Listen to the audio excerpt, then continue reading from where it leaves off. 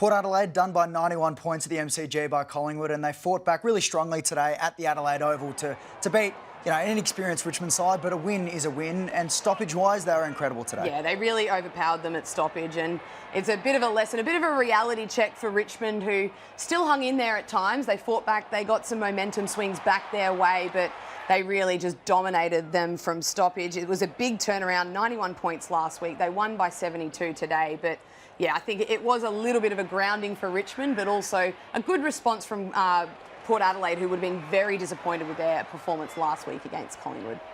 A day of two halves for Jason Horne-Francis, probably. He showed signs of being the game breaker that he really is becoming, but a couple of frustrating moments for him early in the game. Take us through his psyche and his ability to get himself out of a rut as well in this game. Yeah, well, I think he's absolutely a competitive beast. He gets white line fever, doesn't like the treatment there, goes after him, and there's definitely a scuffle that ensues. And then he's still learning this ability, but he's definitely turned it around from his days at North, where he can actually now get himself back in the game and get his teammates back in the game as well.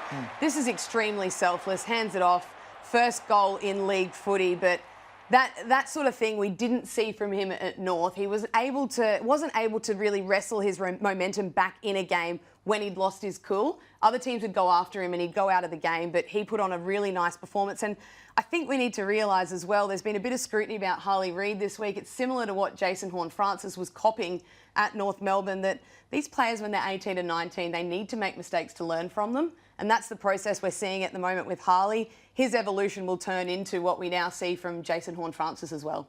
An unfortunate injury headline out of that game today as well. Jack Lukosius going down early in the game. Just his second game in a 6-year deal. Talk us through the mechanism of this injury, Kate. Yeah, well, it's the PCL is the injury of the day today. There's sort of two really common ways to do your PCL in footy.